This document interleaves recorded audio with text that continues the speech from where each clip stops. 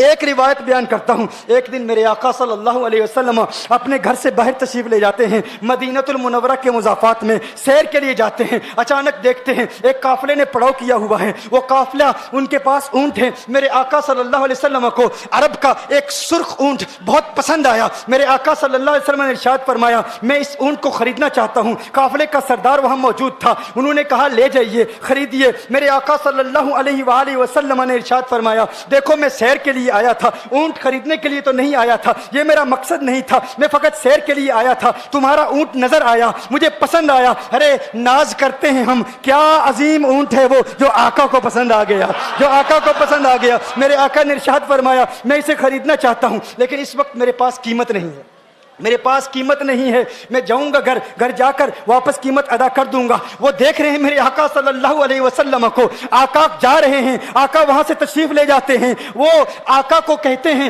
آپ لے جائیں, اونٹ آپ لے جائیں. آقا کے حسن کے جلوے دیکھ رہے ہیں, اس وقت تک آقا کو دیکھ رہے ہیں جب تک آقا ان کی آنکھوں سے اوجھل نہیں ہو جاتے. جب آقا ان کی آنکھوں سے اوجھل ہو جاتے ہیں تو اچانک ایک شخص پوچھتا ہے ارے یہ کون آیا تھا, یہ آنے والا کہاں سے آیا تھا؟ کہا جانے کہاں سے آیا تھا, ہم اسے نہیں جانتے. کہا اونٹ خرید کے لے گیا, قیمت دی؟ کہا نہیں دی. کہا کیا کیا؟ کہا ادھار. کہا ادھار دیا. نام جانتے ہو؟ نام نہیں جانتے. ایڈریس جانتے ہو؟ ایڈریس نہیں جانتے. پتا ہے کون ہے؟ نہیں پتا. کوئی ضامن نہیں, کوئی ضمانت دینے والا نہیں, کوئی چیز گروی رکھی؟ گروی بھی نہیں رکھی. عرب کا سرخ اونٹ انتہائی مہنگا اونٹ ہوتا ہے. علماء جانتے ہیں سرخ اونٹوں کی قیمت کیا ہے. کوئی بندہ آئے جس کا نام پتا نہیں, ایڈریس پتا نہیں کہاں رہتا ہے, کہاں سے آیا ہے, اپنا اونٹ, ان کا اونٹ وہ لے کے چلے جاتے ہیں, ادھار لے کے جاتے ہیں, نام بھی نہیں بتاتے, ایڈریس بھی نہیں بتاتے. کہا تمہیں کیا ہو گیا تھا, تم نے اپنا اونٹ یوں ہی دے دیا؟ ایک شخص بولا ارے تم کہتے ہو کہ اس کا نام پوچھتے, اس کا پتہ پوچھتے,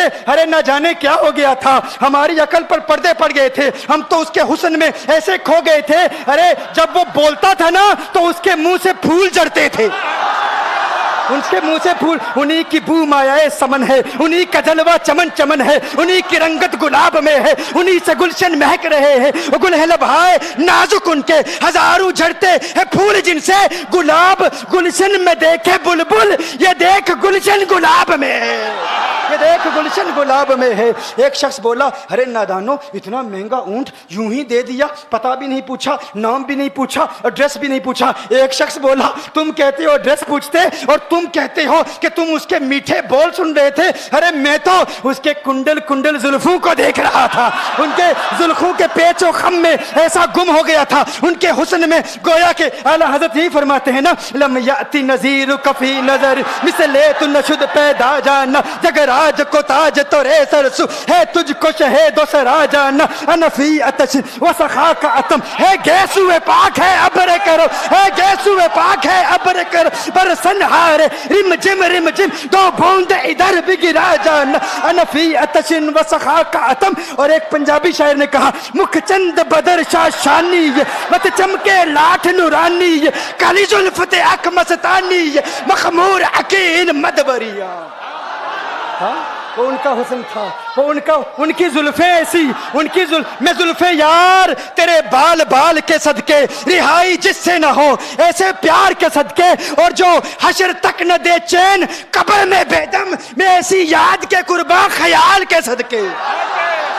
یہ ان کا حسن, دل میں جگر میں آنکھ میں بس تو ہی تو رہے, دل میں جگر میں آنکھ میں بس تو ہی تو رہے, اس کے سوا نہ دل میں کوئی آرزو رہے. اس اہتمام میں شوق میں سجدے کروں ادا, تیرا خیال آئے تو دل باوضو رہے. اور جنت میرے نصیب کی وائز کو بخش دے, میرے کفن میں گئے سورے جانا کی بو رہے.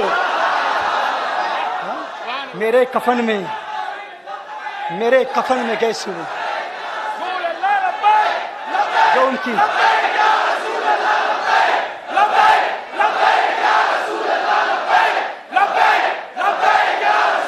جو ان کی زلفوں کے اسیر ہو جاتے ہیں, جو ان کی زلفوں کو کھلا غضب ہوا تیری زلف دراز کا, کھلا غضب ہوا تیری زلف دراز کا, پھانسی گلے میں ڈال کے دنیا لٹک گئی.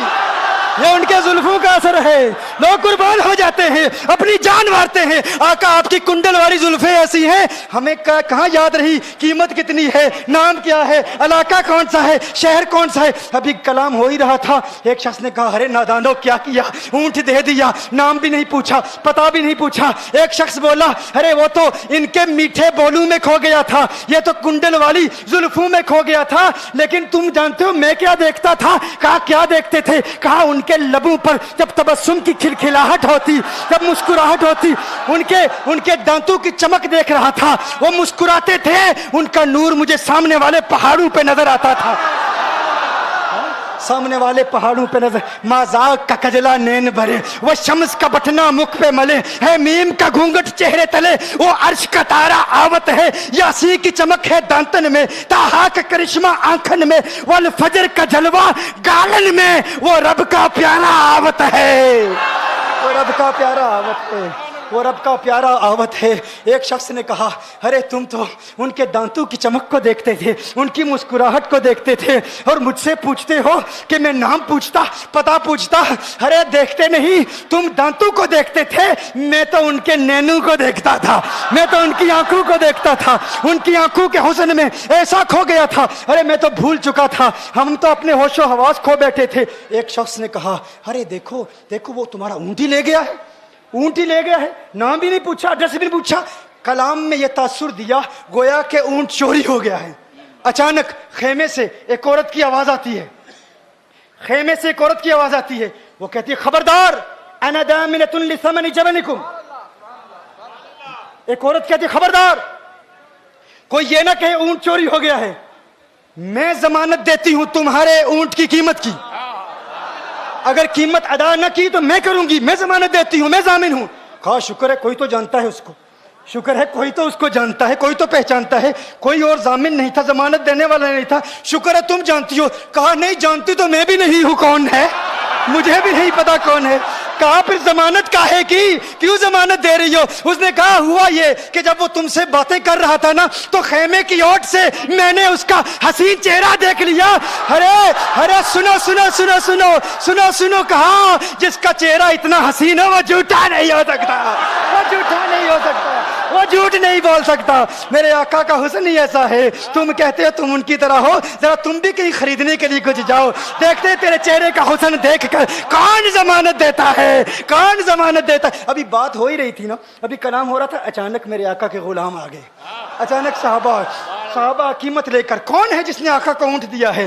یہ ضیافت کے لیے چند کھجوریں بھی لے لو، کھجوریں بھی رکھ لو، اور یہ قیمت بتاؤ. انہوں نے کہا قیمت؟ اب قیمت کو چھوڑو، اب سودے کو چھوڑو. کیوں؟ اب ہمارا سودا بازار مصطفیٰ میں ہو چکا، اب ہمارا ارے قیمت کو بھول جاؤ، قیمت کو چھوڑو، اب ہمارا سودا ہو چکا. ارے کیا ہوا، کیسے؟ کہا بتاؤ وہ سونا تھا کہاں سے، وہ منمونا کہاں سے آیا تھا؟ ارے ہم تو اس کا آنا جانا دیکھ رہے تھے، ہم تو دیکھتے ہی رہ گئے. ایک ماہ عدن نورانی بدن نیچی نظریں سب کی خبریں، ایک ماہ مدن نورانی بدن نیچی نظریں سب کی خبریں، وہ دکھا کے پون وہ سنا کے سخن، مورا پھونک گیا سب تن من دن، مورا پھونک گیا. کہا وہ سونا تھا کون بتاؤ؟ ارے کہا وہ دیکھتے نہیں، وہ کھجوروں کا جھنڈ نہیں دیکھتے، ارے وہی تو مدینہ المنورہ ہے.